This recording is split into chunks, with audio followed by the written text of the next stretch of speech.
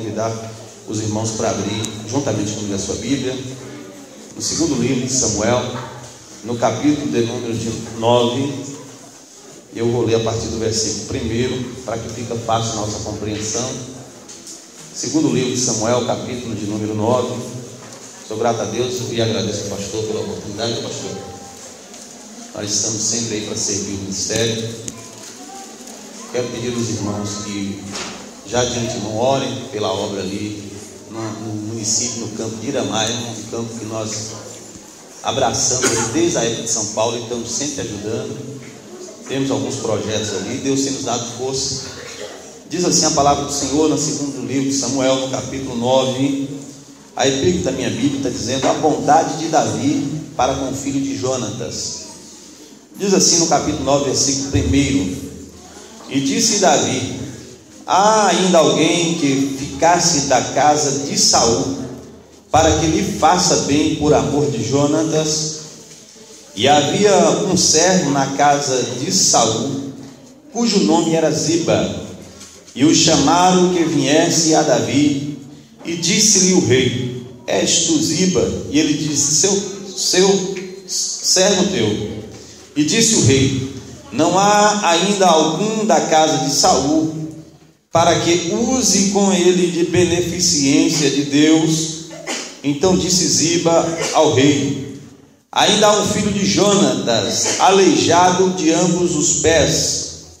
E disse-lhe o rei: onde está? E disse Ziba ao rei: eis que está em casa de Maqui, filho de Amiel, em Lodebar. Podemos assentar, queridos? Palavra bastante conhecida dos irmãos. Eu acredito que desde a infância daqueles irmãos que nasceram no berço evangélico, ou desde quando você começou a participar, a congregar, por diversas vezes você já viu a história, conhece essa história, porque o personagem central dessa história aqui é um personagem que eu posso dizer para os irmãos até muito polêmico, mas muito conhecido: Davi, rei, um homem que, dentre poucos, Deus, no capítulo de número 9, se não me falha a memória, versículo 3 do livro de Atos dos Apóstolos, a Bíblia diz que Deus dá um testemunho de Davi. A Bíblia diz que Deus fala que achou Davi um homem segundo o seu coração. A mesma Bíblia diz que os pensamentos de Deus não é igual ao nosso, e é por isso que ele fala isso de Davi. E aí não foi ninguém que deu o testemunho, foi o próprio Deus que fala isso de Davi. E Davi, irmãos, ele, acho que um dos grandes benefícios, uma das grandes características, das qualidades de Davi, era que ele lembrava daquilo que ele falava. Eu acredito que uma das grandes características de um crente é essa: é você lembrar daquilo que você prometeu.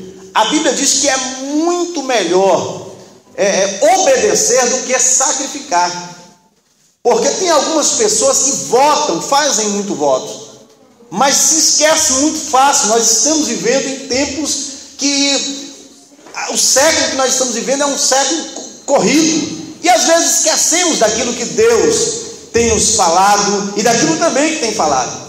Eu uso essa característica de sempre lembrar daquilo que prego há muito tempo. Eu sempre, quando eu vou pregar, desde quando a tecnologia me fez alcançar, sempre quando eu vou pregar, eu costumo gravar o que eu estou pregando, porque não tem uma pessoa mais fã de ouvir eu pregar do que eu mesmo, porque a gente tem de gostar de nós mesmos. Mas na verdade, irmãos, eu aprendi isso em técnicas de venda. A gente tem de ouvir o que estamos falando, para que a gente entenda e saibamos se estamos fazendo a coisa certa. E eu sempre faço isso, gravo todas as mensagens. E Davi, irmãos, ele havia feito um voto, uma aliança com Jonatas, filho de Saul. E em um momento ele disse o seguinte: Davi agora já era rei, já tinha tomado posse do seu reinado, que na verdade, irmãos, Davi foi um exemplo muito grande, porque interessante que, se você lembrar, você vai ver que ainda Saul reinava, ainda Saul tinha a coroa de autoridade de rei sobre si, quando Deus manda Samuel até a casa de Jessé e unge Davi como rei. Se fosse nos dias de hoje, muita gente saía correndo colocava uma bandeira de rei, uma coroa de rei, uma roupa de rei, e saía dizendo: olha, agora em diante eu sou rei de Israel. Mas a Bíblia diz que Davi foi humilde, ele ficou quieto, ele se sujeitou a tocar harpa para Saul, ele foi lá vencer o gigante, ele correu de Saul. Deus até permitiu, Deus mandou que ele tocasse, matasse Saul. A Bíblia diz que ele foi lá, arrancou apenas um pedaço da sua orla, do seu vestido, e disse: eu não toco jamais no ungido de Deus. E Davi, ele lembra da aliança que ele tinha feito, e ele agora pergunta se havia alguém da casa de Saul, da linhagem de Saul, para que ele usasse misericórdia. É interessante, irmãos, que havia um servo de Davi, que era servo de Saul, que sabia do menino, e ele vem e diz: olha, assim, há um menino chamado Mefibosete. Interessante, irmãos, que Ziba faz questão de lembrar que é aleijado. Davi não havia perguntado se tinha alguém precisando. Davi disse: eu quero saber se tem alguém da casa de Saul. Nos ensina muito isso, para que nós venhamos responder ou venhamos dar notícia apenas o necessário e daquilo que é importante. Não estou doutrinando, mas eu preciso lembrar os irmãos. Ainda nesse instante eu estava conversando com a minha esposa, estava falando: olha, bom é a gente, quando alguém vir contar qualquer tipo de fofoca, alguma coisa, a gente ou fica quieto, ainda que haja um adágio popular que diz: quem cala consente, mas às vezes nós não podemos retrucar, ficamos quietos, não fazemos parte, ou então repreendemos. Ou melhor ainda, a melhor coisa para calar um fofoqueiro, irmãos, é você dizer: olha, tudo bem, eu vou chamar agora a pessoa, nós três, tirar o assunto a sério. Quem é crente de verdade faz isso. E outra coisa, eu estou falando isso não em sentido doutrinário, estou falando isso porque Deus está me mandando, e se Deus está me mandando, é que nós estamos precisando de ouvir isso. Você vai entender que isso nem tem nada a ver no contexto daquilo que Deus colocou no meu coração. Mas Ziba, ele vem dizendo: olha, tem sim, ele é aleijado. A torcida de Ziba, irmãos, é que Davi fala: se é aleijado, então não serve. Mas como eu já disse aqui, que os pensamentos de Deus não é os mesmos nossos. A Bíblia diz que Deus irá pegar as coisas loucas desse mundo, aquelas que não são, para confundir as que são. Me faz entender nessa noite: não importa a tua situação, não importa o teu grau de ensinamento, de escolaridade, importa-me saber que se Deus tem uma promessa para você, Ele vai fazer cumprir. Porque se Deus falou, Ele vai fazer. Porque Deus é fiel em nossas vidas para fazer muito mais do que aquilo que pensamos e cremos. E aí Davi, quando pergunta, Ziba chega com essa notícia, dá ainda mais daquilo que não se faz necessário, e ele diz: tem sim um menino chamado, um moço chamado Mefibosete, está lá em Lodebar, em casa de Maqui. Alguns historiadores dizem que Lodebar, que é terra de esquecimento, diz que Lodebar era uma cidade separada, onde viviam muitos mendigos, pessoas que não tinham característica nenhuma, pessoas que pela sociedade não tinham mais algum privilégio, pessoas que pela sociedade haviam sido excluídas. E muitas das vezes, irmãos, nós na sociedade que vivemos, entramos num culto como esse, num dia de domingo como esse, e chegamos aqui com a nossa vida destruída, com o nosso ego destruído, porque muitas das vezes alguém vem para nos afrontar e tenta nos jogar para a terra do esquecimento. E a Bíblia diz que Mefibosete havia sido levado para Lodebar, porque quando chegou a notícia da morte de Saul, a sua ama de leite, ou a sua cuidadora, a sua babá, desesperou e correu, e na carreira descuidou do menino que tinha aproximadamente 5 anos de idade. E quando ela descuidou, o menino caiu, e nessa queda ele ficou paraplégico, ou seja, ele ficou aleijado das 2 pernas. E aí deram ele para Maqui, cuidado, levaram ele lá para a terra do esquecimento. Agora eu quero refletir naquilo que Deus falou comigo. Deus, essa semana nós estivemos numa vigília abençoada ali dos jovens, no Candeia. E quando eu estava saindo para a vigília, eu estava falando com o Janderson que dificilmente um pastor vai me pegar de surpresa. Porque eu aprendi quando congregava com o pastor Benedito, meu pastor em São Paulo, que o obreiro ele tem de estar em qualquer culto pronto. E meu pastor, ele tinha, talvez alguns irmãos já viram eu falar isso, que falei isso na sede outro dia. Meu pastor, ele não gostava, a gente era 14 obreiros no púlpito, mais e ele não gostava que o obreiro no púlpito ficasse folheando Bíblia. E ele também não fazia escala para pregar. E eu aprendi isso. Ele disse: olha, meus obreiros têm de vir preparados, eu posso usar quem eu quiser, estão todos à minha disposição, exceto alguma outra vez que ele nos avisava antes. E eu aprendi isso. E quando eu estava saindo para a vigília, eu perguntei: Deus, eu preciso sair daqui com uma palavra. E Deus falou comigo algo. E diante de uma circunstância, e eu gostaria de pregar diante deste tema nessa noite, Deus falou comigo que ainda no silêncio dele há barulho. Eu vou repetir para que você venha entender. No silêncio de Deus há barulho. Talvez você adentrou nessa noite aqui, como muitas das vezes eu já me peguei dizendo que Deus se calou para mim. Quantas das vezes nós estamos na presença de Deus, oramos, buscamos, e naquele momento de desespero, nós viramos para um lado, tentamos achar a voz de Deus, por mais que lemos a Bíblia, muitas das vezes não conseguimos discernir. Muitas das vezes nós vimos para o culto e Deus fala poderosamente, mas nós não conseguimos entender que falou conosco. Quantas das vezes seu coração se encontra desesperado? Quantas das vezes você precisa ouvir a voz de Deus, e o que você tem ouvido é um Deus em silêncio para você? É interessante nós entendermos essa história. Mefibosete, irmãos, ele era de linhagem real. O sangue de Mefibosete era sangue real. Pelas leis, Mefibosete tinha parte de herança. Eu esqueci agora o nome do príncipe do Brasil, que é parente de Dom Pedro. Ele tem as garantias reais dele. Se algum dia, se acontecer, não estou dizendo que vai acontecer, nem que eu quero que aconteça, mas se acontecer uma monarquia no Brasil, existe um príncipe, não sei se os irmãos sabem disso, mas embora nós temos a nossa presidenta, existe um príncipe, alguém de linhagem, isso vai passando. E esse homem, aonde ele entrar, ele tem de ser honrado como príncipe. E Mefibosete, ele tinha uma linhagem, um sangue de rei. Ele tinha um sangue, uma linhagem real.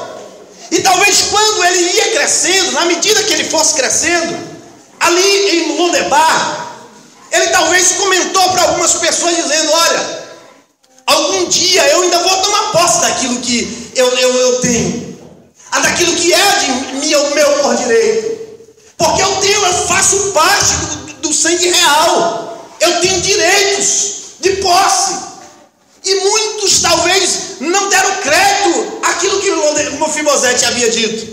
Os anos se passaram, e talvez ao longo do tempo, ao longo dos anos, Mefibosete, de tanto lembrar que ele tinha um sangue real, de tanto lembrar que ele em um momento desse ele ia tomar posse de algo que pertencia a ele por direito, talvez ele olha para os quatro cantos um dia e diz: olha, eu vou parar de falar isso, porque quanto mais eu falo, mais eu sou zombado, mais eu sou criticado. Quanto mais eu falo que Deus tem uma promessa na minha vida, mais os outros criticam de mim. Eu quero fazer um paralelo com você nessa noite. Talvez você, por entender que é lavado e é comprado pelo sangue de Cristo, você entende que você tem um sangue real, que você tem um direito de promessa, que Deus fez algo na tua vida e prometeu algo muito maior ainda. Talvez você tenha falado isso: olha, um dia Deus vai fazer algo grande na minha vida. O meu esposo hoje talvez não esteja aqui, mas ele vai ter de entrar na igreja. A minha esposa talvez não esteja aqui, mas ele vai ter de entrar, porque eu faço parte de uma promessa. Talvez você que é mãe adentrou aqui e por muito tem falado: o meu filho, embora esteja nas drogas, na prostituição, ele vai ter de vir para a igreja, porque eu faço parte de uma promessa, a minha família faz parte de uma promessa. E alguém talvez tenha batido na tua porta dizendo: olha, que nada, aquele lá não tem mais jeito, ali não tem mais jeito, só polícia que dá jeito, só cadeia que dá jeito. Eu já ouvi alguém dizer isso: ali só bala que dá jeito. Ei, e Deus está falando com alguém aqui nesta noite: você faz parte de uma linhagem real, você faz parte de uma promessa, e se Deus falou que vai fazer, não importa quanto tempo segurar, Ele vai fazer acontecer, porque no silêncio de Deus há barulho.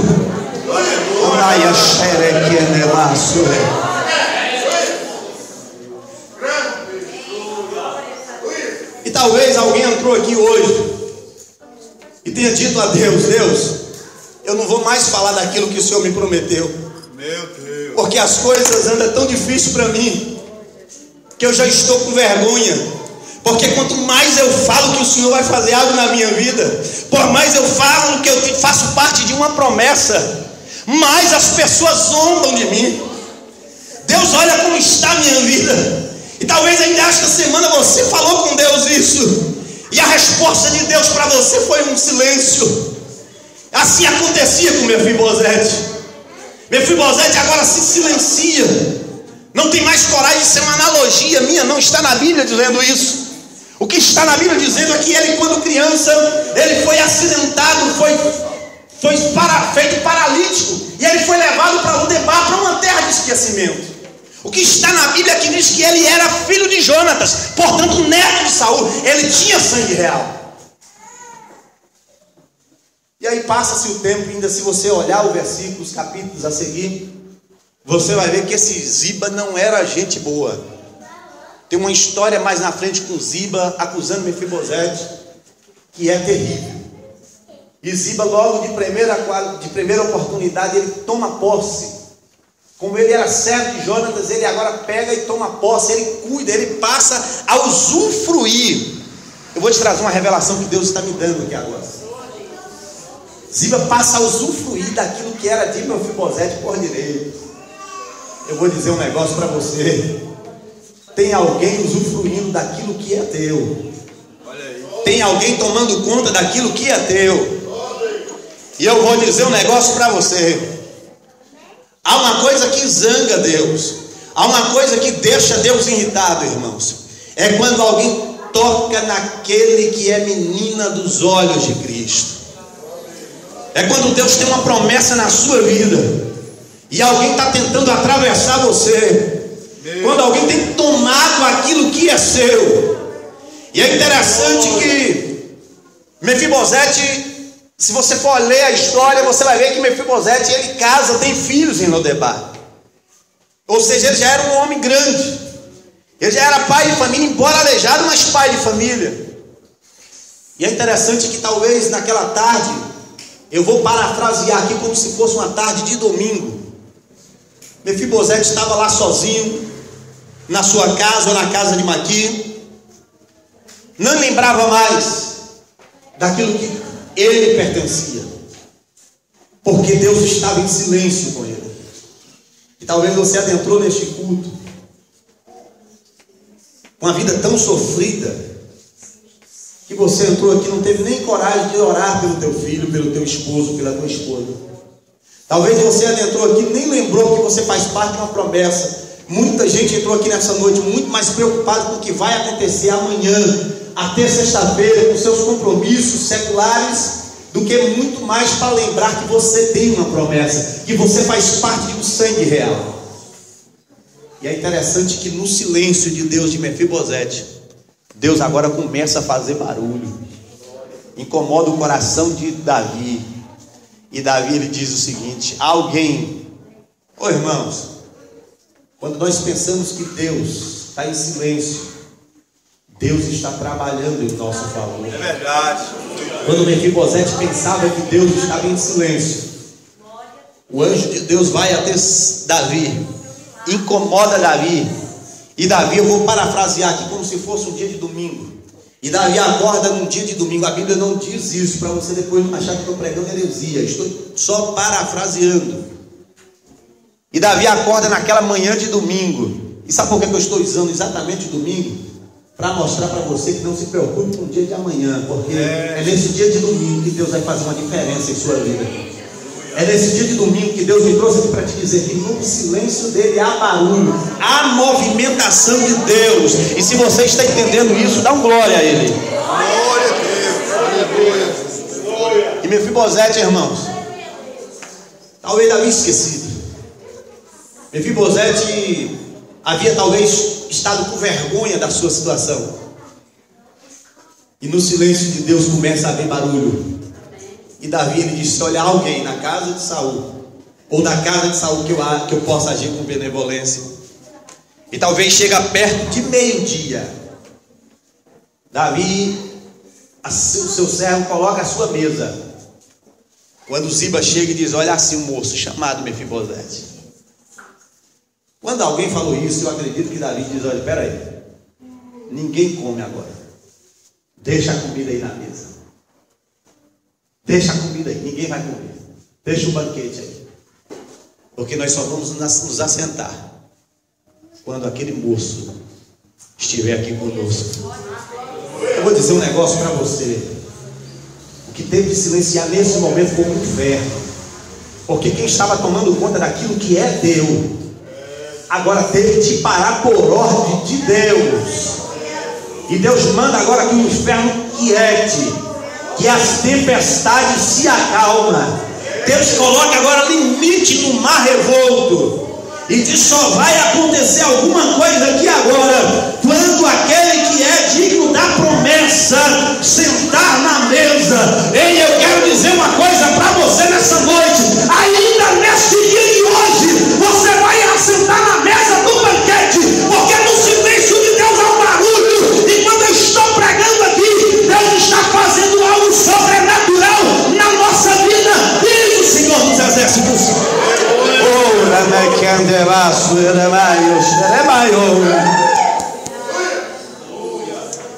Ô irmão, olha o barulho de Deus cada vez mais aumentando. Davi agora manda buscar Mefibosete. Eu entendo, irmãos, que quando Davi mandou buscar, ele mandou buscar com carruagem real. Não foi qualquer um que foi buscar Mefibosete, não. Foi os carros de Davi que foram buscar Mefibosete. E a carruagem real, ela nunca saía sozinha. Se nos dias de hoje, quando o presidente, eu em São Paulo testemunhei muitas vezes, o presidente da República passando, ou o governador, e é aquele negócio todo, não sei se já passou aqui, se deve já ter passado, é aquele negócio todo, e a gente tem que parar para deixar passagem para o presidente, tem que parar para deixar passagem para os governadores, porque os batedores vêm na frente. E assim aconteceu. E estava talvez naquela tarde de domingo, ali em Lodebar, aquela cidade onde nada acontecia. E eu vou dizer um negócio para você que Deus está me revelando aqui agora. Só por causa do que Deus vai fazer na tua vida, Deus vai tocar em pessoas, Deus vai ajudar pessoas, só pelo que Ele vai fazer na tua vida, diz o Senhor. Vou dizer um negócio que Deus está me dizendo aqui: pessoas vão ser abençoadas por causa da tua promessa. Porque Lodebar é uma terra de esquecimento, irmãos. Lodebar não acontecia nada. Talvez só tinha mesmo, como alguns historiadores dizem, mendigos, pessoas sem privilégio nenhum. Talvez a praça de Lodebar, numa tarde de domingo, é uma praça sem movimento, sem nenhum acontecimento novo. Mas de repente, eu quero entender que alguém da praça avista um movimento lá adentrando em Lodebar. Olha o que Deus está me dizendo aqui: os teus adversários vão ver primeiro. Aqueles que não acreditaram na promessa já estão vendo o que Deus vai fazer na tua vida, na vida da tua família, na tua vida financeira, na tua vida conjugal, na vida da saúde da tua família. Deus vai fazer coisas grandes e o teu adversário já está sabendo disso. E ao minha vista, e quanto mais a comitiva real vai se aproximando de Lodebar, mais as pessoas começam a se movimentar e se indagar. E de repente aquela comitiva entra em ruas de Lodebar, terra de esquecimento, lugar onde não havia movimento. Agora começa a haver movimento. Ei, querido, o que Deus vai fazer na tua vida vai causar movimento no teu bairro, vai causar movimento na tua rua, vai causar movimento na tua família, vai causar movimento na tua cidade. O teu estado vai se movimentar por aquilo que Deus vai fazer na tua vida. Oh, aleluia. E eles não sabiam do endereço. Alguém para na praça de Lodebar, indaga alguém: aonde mora Maqui aqui? Imagina você, As pessoas que tinham ouvido Mefibosete dizer: olha, eu sou neto de Saul. E alguém dizendo: esse aleijado, esse aí que não tem nada, neto de Saul coisa nenhuma, isso não vale nada. Quantas vezes você ouviu isso? Que nada, ele diz que tem promessa. Que promessa coisa nenhuma? Está igual caranguejo andando para trás e diz que tem promessa. E aí alguém dá: olha onde é que vive Maqui. E alguém aponta, a Bíblia não diz, eu estou só conjecturando. Alguém aponta dizendo: é ali. E a comitiva real caminha em direção à casa de Maqui. E não sei se os irmãos já viram isso, em cidade pequena, onde quando nada acontece, quando qualquer coisa acontece, as pessoas vão atrás, se movimentando, quer saber o que está acontecendo. E eu quero acreditar que as pessoas começam a seguir a comitiva real para ver o que fizeram a comitiva do rei Davi adentrar em Lodebar. Sabe por que disso? Sabe por que disso? É porque aqueles que te humilharam, aqueles que tentaram te derrubar, Deus está me dizendo que Deus não matou ninguém. Sabe por quê? Eu, quando pregava bastante em São Paulo, eu sempre dizia que crente que é crente não pede para Deus matar inimigo. Porque quando Deus mata todos os inimigos, não tem ninguém para te aplaudir. Você recebe, sabe aquela vitória xoxa? Recebe, ninguém está vendo? Tem crente que é covarde, irmãos. A primeira oração dele é: Deus mata os meus adversários. Eu sempre falei: irmãos, não pede para Deus matar o teu adversário. Deixa ele lá que você vai precisar de plateia. Você vai precisar de plateia. E agora os meninos, todo mundo começa a correr atrás da comitiva real. Aí a comitiva para em casa de Maqui. E Maqui se assusta e diz: o que acontece? Ele disse: é Maqui, é. E talvez Maqui por um minuto se alegra, irmãos. Eu estou dizendo para você que pessoas vão ser abençoadas só por causa da tua promessa. Pessoas vão aparecer na história só por causa da tua promessa. Através de você, Deus vai exaltar muita gente. Oh, aleluia. Porque Maqui não era para aparecer na história. Ele só aparece por causa de Mefibosete. E quando Maqui aparece, alguém diz: é Maqui, né? Então é aqui que tem um menino que é aleijado, que tem o nome de Mefibosete. E aí Maqui, eu acredito que diz: é aqui mesmo. Talvez nesse momento o Espírito de Deus começa a fazer lembrar tudo aquilo que Mefibosete havia dito. Os teus adversários que neste momento já estão lembrando daquilo que você falou. Alguém outro dia disse para mim: esse camarada nasceu com a sorte virada. Eu falei: não é a sorte não, eu tenho a minha vida toda virada, porque no momento que eu aceitei a Cristo, as coisas mudaram. A Bíblia diz que as coisas velhas se passaram e tudo se fez novo. Ainda que eu passe pela fornalha, ela não vai me queimar. Ainda que eu adentre no mar revolto, eu não vou me submergir, porque maior é o Deus que está comigo do que aqueles que estão contra mim, diz a palavra do Senhor. E para mim concluir aqui, que eu já estourei o meu tempo, eu ia falar outros barulhos de Deus aqui na vida de outras pessoas, mas não vai dar tempo. E eu vou só concluir aqui, pegar aqui 2 minutos. Eu não vou nem perguntar para o pastor, porque os pregadores perguntam se pode, aí o pastor fica constrangido. Não dá nem para dizer que não pode, eu vou falar rapidamente. Aí chama Mefibosete. Oi, irmãos. Sabe por que o menino era aleijado? Porque Deus permitiu. Porque aquele que adentrou arrastando vai ter de sair carregado pelos braços de um cara. Eu vou falar de novo para você entender como é que você adentrou e como é que você vai sair. Deus permitiu que Mefibosete fosse aleijado, para que ele adentrasse em casa de Maqui, talvez se arrastando, se lamentando, abatido. E agora ele sai carregado na mesma cadeira que carregava o rei. E se eu fosse Mefibosete, eu dizia o seguinte: olha, eu não falei para vocês quando eu saísse na porta da rua, eu não falei para vocês que eu faço parte de uma promessa, eu não falei para vocês que eu tenho sangue real. E para mim concluir, irmãos, no silêncio de Deus há barulho. Enquanto você está aqui, Deus está fazendo barulho em prol da sua causa. Deus não entra no lugar para sair desapercebido de jeito nenhum. uma das características de Deus e o porquê que Deus criou nós, foi para que nosso objetivo aqui na terra não é outro, irmãos. Não é para povoar a terra, é só para o nome do Senhor ser glorificado em nossas vidas. Se o nome de Deus ainda não tem sido glorificado em sua vida, Deus vai fazer isso acontecer, porque Ele é um Deus de promessa. E rapidamente, eu não gosto de fazer isso rápido, não, mas hoje eu vou ter de fazer. Eu gostaria de saber aqui, quem não é evangélico ainda, levanta a sua mão, só para a gente conhecer rapidamente. Ou quem está de repente afastado dos caminhos do Senhor, os irmãos que estão aí do lado de alguém.